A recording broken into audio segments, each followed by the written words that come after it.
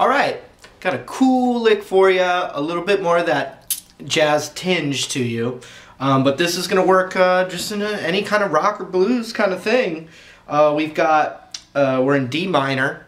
I was playing a D minor 7 little jam track. And the technique I was using in this lick, they're called octaves, like jazz octaves. Wes Montgomery made them really famous.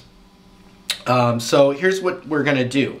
I like to just go like this. I like to just follow one finger of it.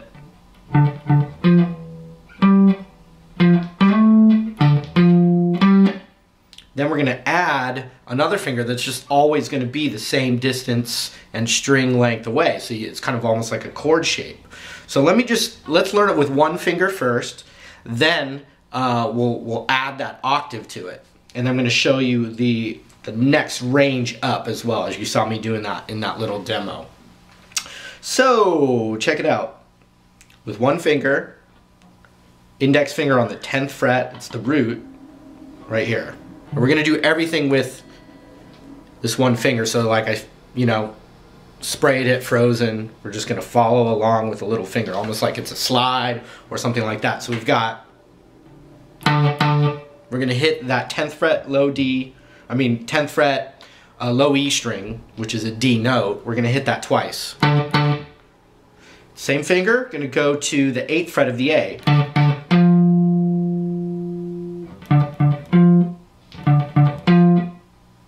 Then we're going to go up to the 10th fret of the A.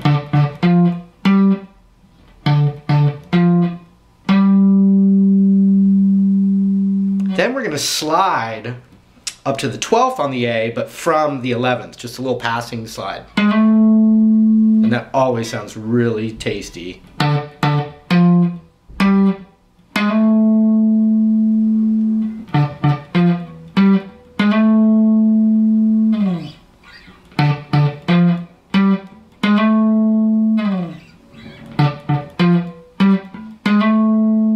Right after we do that, we're going to go right back to the first note, the 10th fret of the low E. So we've got...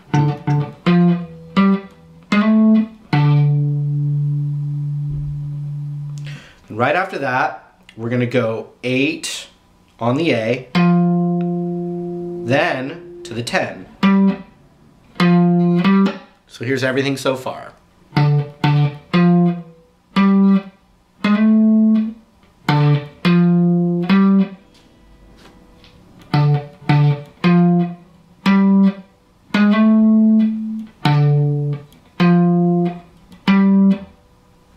Last little phrase, double 2 notes on the 10th fret of the low E.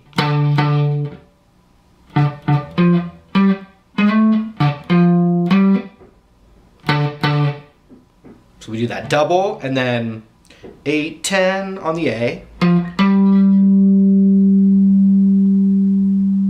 And then just right back to the 10 on the low E. That's the whole phrase. Check it out.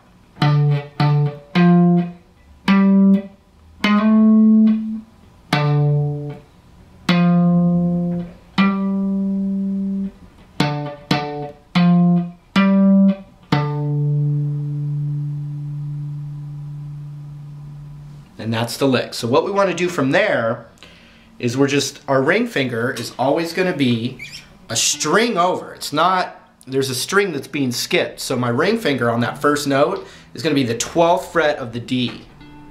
Not the 12th fret of the A, but the 12th fret of the D. Like that. My index finger mutes the A string that's in between them. And I strum down on the E, A, and D just like it's a chord. But you're only hearing the E and the D string on that. The index finger mutes that A string without really having to try. You just don't want a bar chord. You want that. And so then what you start to do is you start to just try and keep that distance with that whole lick. So it's going to be... So when we go to that second little phrase, my ring finger went to the 10th fret of the G string. My index is on the 8th of the A string. So we got, slide it up a whole step. Then we kind of take our fingers off and go up to where my index is on the 11 of the A, like I already taught you, and my ring is on the 13 of the G, and I strum it and then slide it a half step.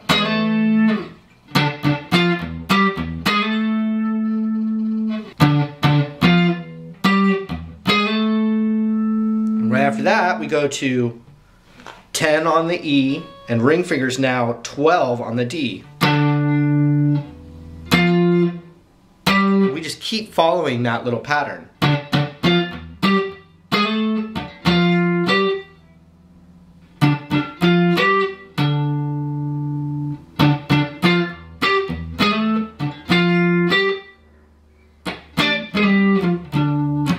Okay, so now when we go to pursue that higher range of that lick, starts right here.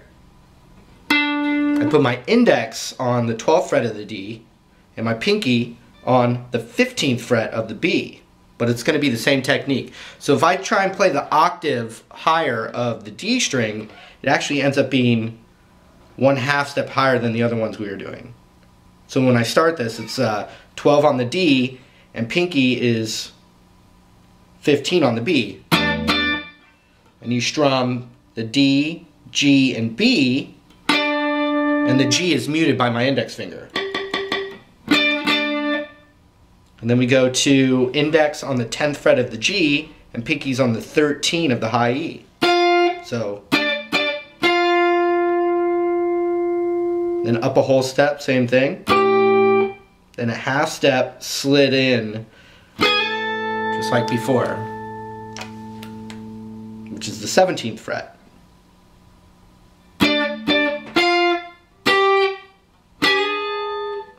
Oops, sorry.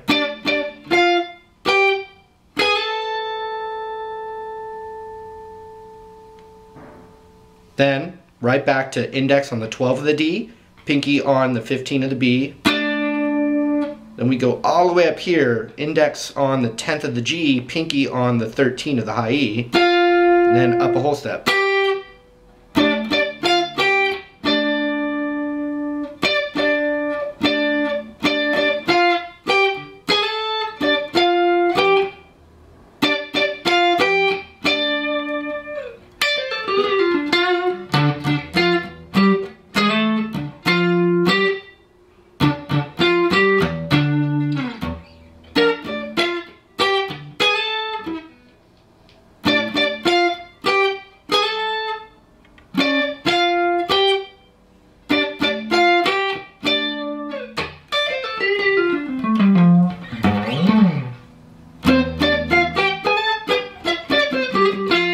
If you want to get a little more jazz sound when you do those, you can take your treble and just turn it down a little bit, not too much, and then instead of using your pick, you can do it with your thumb, and it's really warm sounding.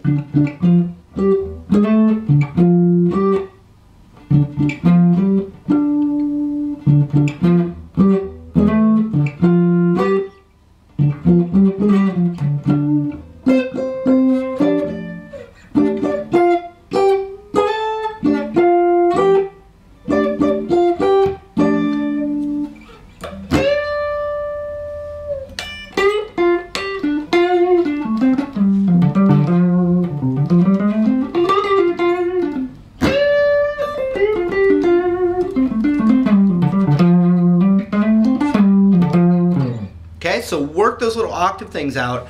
They're very helpful. I always use them. I'm always, getting, you always can kind of impress people when you go into the two-finger kind of vibe. So it's just a good, good little thing to be able to do. So hang tight, keep doing it, come up with your own licks if you can off of that, and I got more stuff coming.